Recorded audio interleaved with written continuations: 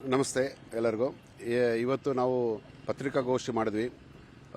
ನಾವು ಸರ್ಕಾರಿ ನೌಕರರ ವೈದ್ಯಾಧಿಕಾರಿಗಳ ನೌಕರರ ಸಂಘದ ವತಿಯಿಂದ ಹಾಗೂ ಆರೋಗ್ಯ ಇಲಾಖೆ ಎಲ್ಲ ವೃಂದದ ಸಂಘದಿಂದ ನಾವು ಈ ಮುಷ್ಕರಕ್ಕೆ ಒಂದು ಪ್ರತಿಭಟನೆ ಒಂದು ಮುನ್ಸೂಚನೆ ಇವತ್ತು ನಾವು ಪತ್ರಿಕಾಗೋಷ್ಠಿ ಮಾಡಿದ್ವಿ.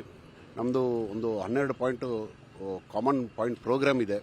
ಅಂದರೆ ಬೇಡಿಕೆಗಳು, ಪ್ರೋಗ್ರಾಮ್ ಅಂತ ಆಗಾಗ ಬೇಡಿಕೆಗಳಿದೆ. ಆ ಬೇಡಿಕೆಗಳು ನಾವು ಹಲವು ಬಾರಿ ನಾವು ಸರ್ಕಾರಕ್ಕೆ ಹೇಳಿದ್ವಿ.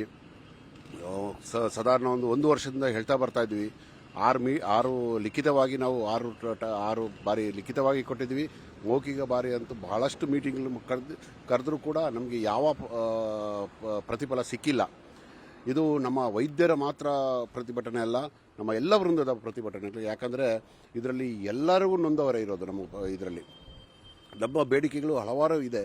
ಅದರಲ್ಲಿ ಮುಖ್ಯವಾಗಿ ಅಂದರೆ ನಾವೊಂದು ಈ ಶುರುವಾಗಿದ್ದು ಏನಂದರೆ ನಮ್ಮ ವರ್ಗಾವಣೆಯ ಇದು ಒಂದು ಏನು ಅವೈಜ್ಞಾನಿಕವಾಗಿ ಅವರು ಜನರಲ್ ಟ್ರಾನ್ಸ್ಫರ್ಸ್ ಯಾವುದು ಮೇ ಜೂನಲ್ಲಿ ಆಗ್ತದೆ ಅದನ್ನು ಬಿಟ್ಟು ವರ್ಷ ಪೂರ್ತಿ ಟ್ರಾನ್ಸ್ಫರ್ ಮಾಡಲಿಕ್ಕೆ ಶುರು ಮಾಡಿದ್ರು. ಆವಾಗ ನಮ್ಮ ಒಂದು ಈ ಬೇಡಿಕೆಗಳನ್ನ ನಾವು ಮುಂದಿಟ್ವಿ. ಆದರೂ ಕೂಡ ಏನು ಪ್ರತಿಫಲ ಆಗಲಿಲ್ಲ. ಈಗ ಏನಂದರೆ ಕೆಲವು ಈ ಆದ ನಂತರ ಕೂಡ ಫೆಬ್ರವರಿಲಿ ಮತ್ತೆ MCH ಆಸ್ಪತ್ರೆಗಳಲ್ಲಿ ಕೌನ್ಸಿಲಿಂಗ್ ಮಾಡಿ ವರ್ಗಾವಣೆಯನ್ನು ಮಾಡಿದ್ದಾರೆ. ಈಗ ಏನಂದರೆ ಕೆಲವು ನಮ್ಮ ಸಮುದಾಯ ಆರೋಗ್ಯ ಕೇಂದ್ರಗಳಲ್ಲಿ ಈಗ ವೈದ್ಯರಿಲ್ಲದಾಗ್ತದೆ. ಇದು ಆದರೆ ಖಾಲಿ MBBS ವೈದ್ಯರು, ಅದು post MBBS one year compulsory rotation ಇದರಲ್ಲಿ ರೂರಲ್ ಸರ್ವಿಸ್ ಮಾಡೋರನ್ನು ಹಾಕ್ತಾರೆ. ಆ ಒಂದು ಇದು ನಿಟ್ಟಿನಲ್ಲಿ ಏನಾಗ್ತದೆ ಅಂದರೆ ಯಾವ ಎಕ್ಸ್ಪೀರಿಯನ್ಸ್ ಇಲ್ದಿರೋ ಡಾಕ್ಟರ್ ಬರ್ತಾರೆ. ಅವ್ರಿಗೆ ಏನಂತ ಮಾಡಲಿಕ್ಕೆ ಗೊತ್ತಿರೋದಿಲ್ಲ. ಅಂಥವರು ಸಮುದಾಯ ಆರೋಗ್ಯ ಕೇಂದ್ರ ಒಂದು ಸಾಧಾರಣ 45,000 ಪಾಪ್ಯುಲೇಷನ್ ಇರೋಂಥ ಸಮುದಾಯ ಆರೋಗ್ಯ ಕೇಂದ್ರ ಬಂದು ಅದೇನು ಯಾವ ಥರ ರೋಗಿಗಳು ನೋಡಿ ಟ್ರೀಟ್ಮೆಂಟ್ ಕೊಡ್ತಾರೆ ಅಂತ ಹೇಳೋದೇ ಕಷ್ಟ ಆಗ್ತದೆ. ಮತ್ತು ನಮ್ಮದು ಏನಂದರೆ ಇವಾಗ C&R ರೂಲ್ಸು 53 ವರ್ಷದಿಂದ ಏನೂ ಆಗಿಲ್ಲ, ಹಾಗೇನೇ ಇದೆ. ನಮಗೆ ಪ್ರಮೋಷನ್ ಅಂತಲೇ ಇಲ್ಲ. ಈ C&R ರೂಲ್ಸು ಇದಾಗಲಿಲ್ಲ ಅಂದರೆ ಏನಂದರೆ ಇವಾಗ ಫಾರ್ ಎಕ್ಸಾಂಪಲ್ ಹೇಳ್ತೀನಿ, ಈಗ ನಾವು DHO ಸರ್ ಇದ್ದಾರೆ, ನಾವು THO ಆಗಿದ್ದೀನಿ. ನಮ್ಮನ್ನ ನಾಳೆ ವರ್ಗಾವಣೆ ನಮ್ಮನ್ನ ಮೆಡಿಕಲ್ ಆಫೀಸರ್ ಆಗಿ ಮಾಡ್ಬೋದು. ಅಂದರೆ ನಮಗೆ ಡಿಮೋಷನ್ ಅದು. ಹಾಗೆ ಬೇರೆ ಕ್ಯಾಡರ್ಸಲ್ಲಿ ಇದೆಯಾ? ಯಾರೋ ಒಂದು ಪಂಚಾಯತಿ ಸೆಕ್ರೆಟರಿ ಫಾರ್ ಎಕ್ಸಾಂಪಲ್ ಹೇಳ್ತಾ ಇದ್ದೀನಿ, ಅವರು ಉನ್ನತಿ ಪಡೆದು AC ಆಗ್ಬೋದು ಅಂತ ತಾಲೂಕದು. ಆ AC ಕ್ಯಾಡರ್ ಹೋಗಿ ಮತ್ತೆ ಅದೇ ಮನುಷ್ಯನ ಮತ್ತೆ ಸೆಕ್ರೆಟರಿಯಾಗಿ ಮಾಡ್ಬೋದಾ? ಆಗೋದಿಲ್ಲ, ಒಪ್ಪೋದಿಲ್ಲ. ಯಾವ ಇಲಾಖೆಯಲ್ಲಿ ಒಪ್ಪೋದಿಲ್ಲ. ಆದರೆ ನಮ್ಮ ಇಲಾಖೆಯಲ್ಲಿ ಆಗ್ತಾ ಇದೆ, ಪ್ರತಿನಿತ್ಯ ಆಗ್ತಾ ಇದೆ. ಎಷ್ಟೋ ಜನ DHO ಆಗಿ ಮೆಡಿಕಲ್ ಆಫೀಸರ್ ಆಗಿ ಹೋಗಿದ್ದಾರೆ. ಸೊ C&R ರೂಲ್ಸೇ ಇದು ನಮ್ಮಲ್ಲಿ ಇನ್ನೂ ಪರಿಗಣಿಸಿಲ್ಲ. ಅದನ್ನು ಕೂಡ ಕಾಲಕ್ಕೆ ಅವರು ಪರಿಗಣಿಸ್ತಾ ಹೋಗಬೇಕು, ಫಾರ್ಮುಲೇಟ್ ಮಾಡ್ತಾ ಹೋಗಬೇಕು. ಹಾಗೆ ಇನ್ನೊಂದು ಏನಂದರೆ ನಮ್ಮಲ್ಲಿ ಆಫ್ಟರ್ ಡ್ಯೂಟಿ ಅವರ್ಸು ನಾವು ಪ್ರೈವೇಟ್ ಪ್ರಾಕ್ಟೀಸ್ ಮಾಡ್ಬೋದು ಅಂತ ಇದೆ. ಮುಂಚೆಯಿಂದನೇ ಇದೆ. ಯಾಕಂದರೆ ನಮಗೆ NPA ಕೊಡೋದಿಲ್ಲ, ನಾನ್ ಪ್ರಾಕ್ಟೀಸಿಂಗ್ ಅಲೌನ್ಸ್ ಕೊಡೋದಿಲ್ಲ. ಆದರೆ ನಾವು ಇಲ್ಲಿ ತನಕ 4:30 ಆಗಲಿ 5:30 ಆದಮೇಲೆ ನಮ್ಮ ಡಾಕ್ಟರ್ಸು ಪ್ರೈವೇಟ್ ಪ್ರಾಕ್ಟೀಸ್ ಮಾಡ್ತಾಯಿದ್ರು.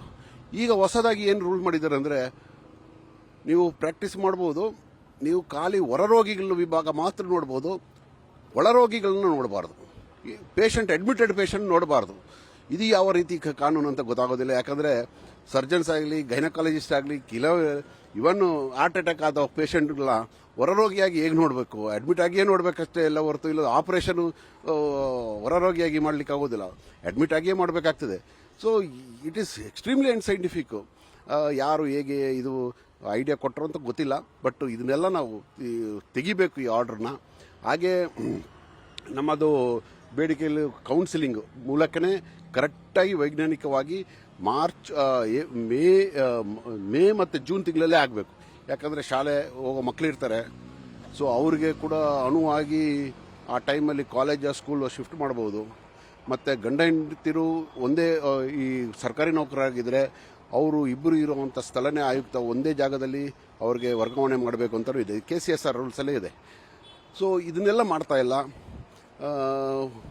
ಒಬ್ರೊಬ್ಬರನ್ನ ಒಂದೊಂದು ಸೈಡಿಗೆ ಆಗ್ತಾ ಇದ್ದಾರೆ. ಮತ್ತು ಇನ್ನೊಂದೇನೆಂದರೆ, ಅದೇ ಹೇಳ್ದಾಗೆ ಅಡ್ಮಿನಿಸ್ಟ್ರೇಟಿವ್ ಪೋಸ್ಟು ಜಿಲ್ಲೆಯಲ್ಲಿ 6 ವರ್ಷದಕ್ಕಿಂತ ಜಾಸ್ತಿ ಇರಬಾರ್ದು ಅಂತ. It is very unscientific. ಜಿಲ್ಲೆಯಲ್ಲಿ ಒಂದು ವೈದ್ಯ 6 ವರ್ಷ ಇರೋದಂಥದ್ದು ದೊಡ್ಡದೇ ವಿಷಯ ಅಲ್ಲ. ಕೆಲವೊಂದು ಎಷ್ಟೋ ಜನ ಬಹಳಷ್ಟು ಒಳ್ಳೆ ಕೆಲಸ ಮಾಡ್ತಾ ಇದ್ದಾರೆ. ಯಾಕಂದ್ರೆ ಅವ್ರು ದೀರ್ಘಕಾಲದಲ್ಲಿ ಇದ್ದು ಒಳ್ಳೆ ಕೆಲಸ ಮಾಡ್ಲಿಕ್ಕೆ ಆಗ್ತದೆ ವೈದ್ಯರು. ಔಷಧಿಯ ಕೊರತೆ ಖಂಡಿತವಾಗ್ಲೂ ಇದೆ. ಯಾಕಂದ್ರೆ ನಮ್ಮ ವೈದ್ಯಾಧಿಕಾರಿ PHC ವೈದ್ಯಾಧಿಕಾರಿಗಳಲ್ಲಿ ಸಮುದಾಯ ಆರೋಗ್ಯ ಕೇಂದ್ರದಲ್ಲಾಗಲಿ ನಮಗೆ ಕಂಡು ಬರ್ತಾ ಇದೆ, ನಮ್ಮಲ್ಲಿ ಹೇಳ್ತಾರೆ. ಆದರೆ ನಾವು ಅದಕ್ಕೆ ಸೂಚನೆ ಸಲಹೆ ಕೊಟ್ಟು ಸಾಕಾಗಿದೆ. ಯಾಕಂದರೆ ನಮ್ಮಲ್ಲಿ ಬೇರೆ ಏನು ಮಾಡಲಿಕ್ಕಿಲ್ಲ. ನಾವು ಇವಾಗ ನಮ್ಮಲ್ಲಿ ಇರೋವಂಥ ಆಯುಷ್ಮಾನ್ ABRK ಫಂಡ್ ಏನಿದೆ ಅದನ್ನು ಯೂಸ್ ಮಾಡಿ ಕೊಡ್ತಾ ಇದ್ವಿ. ನಮಗೆ ಲಾಜಿಸ್ಟಿಕ್ಸಿಂದ ಬರ್ತಾನೆ ಇಲ್ಲ. ಬೇಸಿಕ್ ಎಸೆನ್ಷಿಯಲ್ ಡ್ರಗ್ಸ್ ಏನಿದೆ ಅದು ಖಂಡಿತ ಬರ್ತಾ ಇಲ್ಲ. ಇನ್ಸುಲಿನ್ ಆಗಲಿ ಆಂಟಿಬಯೋಟಿಕ್ಸ್ ಆಗಲಿ ಬರ್ತಾ ಇಲ್ಲ. ಅದು ನಾವು ನಮ್ಮ ಅನುದಾನದಿಂದ ಇಲ್ಲಿ ತನಕ ಖರೀದಿ ಮಾಡ್ಕೊಂಡ್ಬಂದ್ವಿ. ಆದರೆ ಈ ಅನುದಾನ ಕೂಡ ಖಾಲಿ ಆಗ್ತಾ ಬಂತು. ಈಗ ಮತ್ತೆ ಇನ್ನೇನು ಮಾಡೋದು? ಜನರಿಗೆ ಬಂದಂಥ ಬಡ ರೋಗಿಗಳಿಗೆ ಹೇಗೆ ಸ್ಪಂದಿಸೋದು ಅಂತ ನಮಗೆ ಅರ್ಥ ಆಗ್ತಿಲ್ಲ. ಅದಕ್ಕೆ ಸರ್ಕಾರ ಕೇಳಿದ್ರೆ ಇನ್ನೂ 2 ತಿಂಗಳು ಕಾಯಿರಿ ಅಂತ ಹೇಳ್ತಿದ್ರೆ ನಾವು ಏನಾದರೂ ಮಾಡ್ತೀವಿ. ಇನ್ನೂ 2 ತಿಂಗಳು ಕಾಯ್ಲಿಕ್ಕೆ ಆಗೋದಿಲ್ಲ. ಯಾಕಂದರೆ ಉಪಚಾರ ಅವಾಗಲೇ ಮಾಡಬೇಕಷ್ಟೇ ಹೊರತು ರೋಗಿಗಳ ನಾವು 2 ತಿಂಗಳು ಬನ್ನಿ ನಿಮಗೆ ಹಾರ್ಟ್ ಅಟ್ಯಾಕ್ ಆಗಿದೆ 2 ತಿಂಗಳು ಬಂದು ನಾವು ಕೊಡ್ತೀವಿ ಟ್ಯಾಬ್ಲೆಟ್ಸ್ ಕೊಡಲಿಕ್ಕೆ ಆಗ್ತದೆ. ಇಲ್ಲಾಂದರೆ ಇನ್ಸುಲಿನ್ ಕೊಡೋದಿಲ್ಲ, 2 ತಿಂಗಳು ಆದಮೇಲೆ ನೀವು ಇನ್ಸುಲಿನ್ ತಗೊಳ್ಳಿ ಅಂತ ಹೇಳಲಿಕ್ಕೆ ಆಗೋದಿಲ್ಲ. ಸೊ ಇದೆಲ್ಲ ಇಟ್ಸ್ ವೆರಿ ಅನ್ಸೈಂಟಿಫಿಕ್ಕು. ಮತ್ತು ಜನರಿಗೆ ಗೊತ್ತಾಗಬೇಕಿದು ನಾವು ಹೇಗೆ ಕಷ್ಟದಲ್ಲಿ ಕೆಲಸ ಮಾಡ್ತಾ ಇದೀವಿ ಅಂತ ಜನರಿಗೆ ಗೊತ್ತಾಗಬೇಕು. ಸರ್ಕಾರ ಹೇಳ್ತಾರೆ ಎಲ್ಲ ಇದೆ ಅದು ಖಂಡಿತವಾಗ್ಲೂ ಇಲ್ಲ. ನಾವು ಬಡ ರೋಗಿಗಳನ್ನ ನಾವು ಮುಂದಿಟ್ಟು ನಾವು ನೋಡಬೇಕಾಗ್ತದೆ. What will be the effect on them.